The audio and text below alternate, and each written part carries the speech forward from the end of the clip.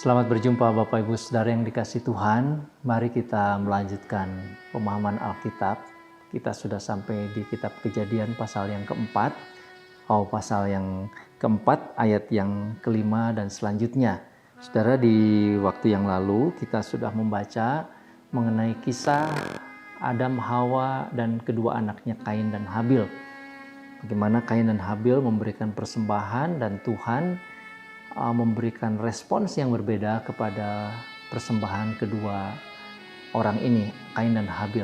Nah, kita akan lanjutkan, saudara, di dalam ayat yang ke-6. Di dalam ayat yang kelima, waktu yang lalu kita sudah sampai kepada sikap Kain yang hatinya menjadi panas dan mukanya menjadi muram. Ya. Lalu ayat yang ke-6, Tuhan bertanya, firman Tuhan kepada Kain, mengapa hatimu panas dan mukamu muram? Apakah mukamu tidak akan berseri jika engkau berbuat baik?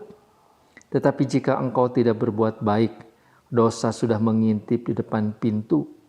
Ia sangat menggoda engkau, tetapi engkau harus berkuasa atasnya. Saudara-saudara, ayat-ayat ini, kedua ayat ini merupakan ayat yang sangat penting mengenai sifat dosa. Saudara, dosa itu ada di dalam hati. Memang nanti terwujud di dalam perbuatan dan juga perkataan. Tetapi dosa itu ada di dalam hati. Sehingga saudara-saudara, kita mau menerima atau tidak, apakah kita mau meyakini atau tidak, pada kenyataan yang sebenarnya, kita melihat bahwa dosa itu adalah persoalan hati kita. Dan ini bukan sesuatu yang diajarkan. Ini bukan sesuatu yang kita lihat dari orang lain misalkan. Nah, sebab Kain kalau dikatakan belajar berdosa, memiliki hati yang panas, kemarahan, merasa diperlakukan tidak adil, itu kan harusnya dia melihat dari Adam dan Hawa saja pada waktu itu. Dan kemungkinan tidak akan terjadi konflik yang seperti apa antara Adam dan Hawa ya sebagai suami istri misalkan. Karena waktu itu keluarga sangat sederhana, hanya ada berempat saja, saudara-saudara, walaupun bisa saja pada waktu itu Adam dan Hawa sudah juga mempunyai anak-anak perempuan. Nah, tetapi saudara-saudara, yang mau kita lihat di sini bahwa dosa itu adalah persoalan di dalam hati. Karena Adam dan Hawa sudah jatuh dalam dosa di pasal yang ketiga, dan itu terbawa kepada seluruh keturunannya, mulai dari Kain, dan ini adalah wujud yang kita lihat. Sudah Tuhan bertanya, kalau kamu tidak memiliki hati yang berdosa, tidak mungkin wajah kamu itu menjadi muram. Ya, pasti kamu akan berseri-seri, akan senang, akan sukacita. Tetapi karena ada dosa, maka kamu berada di dalam kondisi yang berbahaya. Dosa itu sudah mengintip. Nah, sekarang bukan lagi ular yang menggoda, tetapi dosa yang ada di dalam hati manusia itu seperti mengintip, lalu kemudian akan menggoda engkau, dan engkau akan didorong untuk melakukan sebuah perbuatan dosa. Nah, tetapi saudara, ayat yang ke-7 diingatkan, meskipun demikian, engkau harus berkuasa atasnya. Artinya manusia diberikan perintah oleh Tuhan, meskipun dosa bisa muncul di dalam hati kita karena memang ada di dalam diri kita, tetapi kita harus berkuasa. Kita harus menguasai diri kita atas dosa di dalam anugerah Tuhan tentunya, supaya dosa itu tidak menjadi sebuah perbuatan. Godaan-godaan semacam ini, amarah, kesal, jengkel, ya, perasaan-perasaan yang tidak nyaman mungkin muncul di dalam hati manusia, tetapi manusia harus menguasainya. Nah, kita baca kemudian ayat yang ke-8 sampai ayat 12. Apa yang terjadi selanjutnya? Kata Kain kepada Habil adiknya, marilah kita pergi ke padang. Ketika mereka ada di padang, tiba-tiba Kain memukul Habil adiknya, lalu membunuh dia. Firman Tuhan kepada Kain, di manakah Habil adikmu itu? Jawabnya, aku tidak tahu. Apakah aku penjaga adikku? Firman-Nya, apakah yang telah kau perbuat ini? Darah adikmu berteriak kepadaku dari tanah. Maka sekarang terkutuklah engkau, terbuang jauh dari tanah yang mengangakkan mulutnya untuk menerima darah adikmu itu dari tanganmu. Apabila engkau mengusahakan tanah itu, maka tanah itu tidak akan memberikan hasil sepenuhnya lagi kepadamu. Engkau menjadi seorang pelarian dan pengembara di bumi. Saudara-saudara, Tuhan sudah memberikan peringatan, hati-hati, dosa mengintip di depan pintu hatimu. Tetapi Kain justru melangkah lebih jauh. Dia tidak memperhatikan perkataan Tuhan. Ya, sebagai namanya, kemungkinan besar memang Kain seorang yang sombong. Dia merasa mendapatkan pengetahuan sehingga dia tidak memperhatikan suara Tuhan. Malah dia menipu adiknya untuk pergi ke padang. Saudara-saudara, kenapa Habil mau? Ya barangkali ada rayuan, ada tipuan, ada kebohongan di sana. Barangkali mereka pergi ke padang untuk hal yang lain, tetapi justru di sana adiknya itu dibunuh, dipukulnya. Sehingga akhirnya Habil mati. Nah, saudara-saudara, Tuhan menuntut setiap perbuatan dosa. Ya, itulah yang terjadi kepada Kain. Tuhan bertanya, di mana adikmu?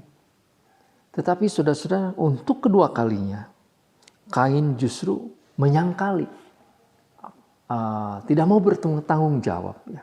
Apakah aku ini penjaga adikku? Tidak tahu, seolah-olah dengan kurang ajar, Kain mengatakan, oh itu bukan urusanku. Yang nggak tahu, Tuhan cari aja sendiri. Saudara-saudara, pada bagian ini kita melihat bahwa perkara dosa yang tadinya urusan pribadi, kalau waktu Adam dan Hawa itu urusan pribadi mereka kepada Tuhan, tapi pada saat ini, saudara-saudara, kita melihat ini sekarang sudah bergerak menjadi urusan sosial. Ya, perbuatan dosa dari Kain, yaitu perbuatan dosa berkaitan dengan hubungan sosial. Dia membunuh orang lain, membunuh Habil. Karena itu Tuhan menuntut. Saudara-saudara, bahkan darah Habil itu seperti berteriak kepada Tuhan. Apa artinya ini, saudara? Maka perbuatan dosa yang dilakukan oleh setiap manusia sebetulnya itu berdampak kepada orang lain, kepada lingkungan. Saudara-saudara, meskipun kita secara pribadi berdosa kepada Tuhan, tetapi kalau perbuatan dosa itu berhubungan dengan orang lain, maka perbuatan dosa kita itu berarti saudara-saudara menjadikan pelanggaran terhadap tanggung jawab kita kepada orang lain. Kita melalaikan tanggung jawab sosial dan Tuhan menuntut. Seperti darah Habil. Dan mungkin pada saat ini ada banyak orang yang tidak membunuh secara langsung, tetapi barangkali membunuh secara tidak langsung. Sehingga membuat orang lain kelaparan, membuat orang lain jatuh miskin, membuat orang lain kesusahan. Dan sepertinya mereka berteriak kepada Tuhan, kemiskinan mereka, kelaparan mereka, seolah-olah menjadi sebuah teriakan kepada Tuhan dan Tuhan akan mendengar. Jadi saudara-saudara, kita melihat di sini perbuatan dosa itu juga berkaitan dengan kelalaian terhadap tanggung jawab kita kepada orang lain. Apalagi saudara, dalam perbuatan dosa Kain ini adalah menghilangkan nyawa dari seseorang, saudaranya sendiri. Saudaranya itu menjadi tanggung jawab dia. Adiknya sebetulnya menjadi tanggung jawab dia. Saudara, secara sosial kita tidak bisa mengatakan, oh Tuhan itu bukan urusan saya. Ya, apakah saya penjaga tetangga saya? Apakah saya penjaga orang-orang yang ada di benua mana? Saudara, tidak bisa kita mengatakan demikian. Sedikit banyak apa yang terjadi dengan perbuatan kita di dalam dosa itu berpengaruh kepada orang lain. Kalau ada seorang yang egois dengan harta bendanya, hanya memperkaya dirinya, mungkin tidak langsung membuat orang lain jatuh miskin, tetapi dia sebetulnya bertanggung jawab atas itu. Saudara, jadi ini menjadi pelajaran yang penting bagi kita. Nah, kita melihat bahwa dosa sejak awal itu sudah merembet, sudah berubah menjadi sebuah tindakan dosa ya, yang mengerikan. Lalu kita akan melanjutkan pada bagian terakhir.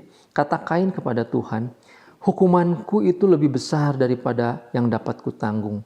Engkau menghalau aku sekarang dari tanah ini dan aku akan tersembunyi di hadapanmu, seorang pelarian dan pengembara di bumi. Maka barang siapa yang akan bertemu dengan aku tentulah akan membunuh aku. Firman Tuhan kepadanya, sekali-kali tidak, barang siapa yang membunuh Kain akan dibalaskan kepadanya 7 kali lipat. Kemudian Tuhan menaruh tanda pada Kain supaya ia jangan dibunuh oleh barang siapapun yang bertemu dengan dia. Lalu Kain pergi dari hadapan Tuhan dan dia menetap di tanah Nod di sebelah timur Eden.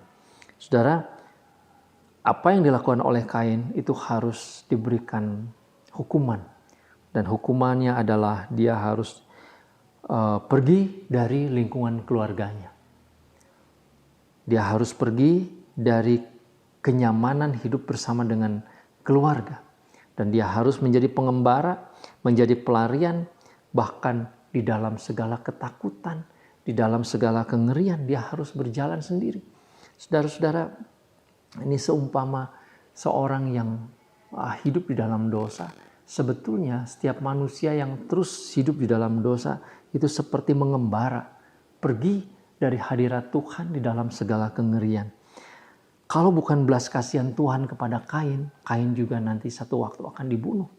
Ya, karena itu Tuhan mengatakan, tidak, Tuhan akan tetap memberikan anugerah. Manusia tidak boleh membunuh manusia. Hanya Tuhanlah yang berhak untuk mengambil nyawa manusia. Tidak ada seorang pun yang berhak untuk mengambil nyawa Kain. Nah, saudara-saudara, apakah pada bagian ini kalau kita tafsirkan manusia sudah bertambah banyak? Bisa jadi. Karena umur manusia kan sampai ratusan tahun pada waktu itu. Sehingga sesudah kejadian ini nanti akan ada manusia-manusia yang baru. Anak-anak dari Hawa dan Adam, saudara-saudara, dan mereka ini juga nanti yang akan menuntut darah itu. Bisa jadi demikian. Itu sebabnya Tuhan menjaganya. Nah, jadi saudara-saudara, yang kita bisa lihat pada bagian ini adalah bahwa bukan hanya soal ibadah yang penting, tetapi saudara-saudara, ibadah itu harus diwujudkan di dalam tanggung jawab, di dalam kasih kepada saudara, di dalam hal kepedulian dan menjaga orang-orang di sekelilingnya. Dosa itu bisa mengintip untuk menghancurkan hubungan sosial, untuk menghancurkan sistem atau tata nilai yang ada di masyarakat. Dan itu sebetulnya saudara-saudara yang harusnya dijaga, yang seharusnya menjadi tanggung jawab kita. Nah, kita bisa belajar untuk diterapkan pada saat ini ketika hidup kita sekarang sudah sedemikian kompleks, sudah sedemikian berkembang dengan jumlah manusia yang sampai lebih dari 6 miliar barangkali, saudara-saudara. Tetapi prinsipnya tetap sama. Dan saya pikir dari sejak awal Tuhan menyatakan prinsip ini supaya kita juga mengerti bahwa kita mempunyai tanggung jawab. Hati-hati dengan dosa yang mengintip di pintu hati kita.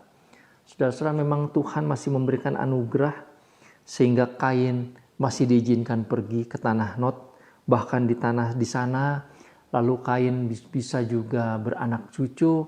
Kain bisa bahkan memulai sebuah peradaban yang tinggi. Ada anugerah Tuhan di sana, sudah, tetapi tetap Tuhan menghukum setiap orang yang bersalah. Kiranya saudara-saudara, pada saat ini kita juga bisa belajar kebenaran firman Tuhan yang menjadi pedoman di dalam hidup kita. Mari kita berdoa.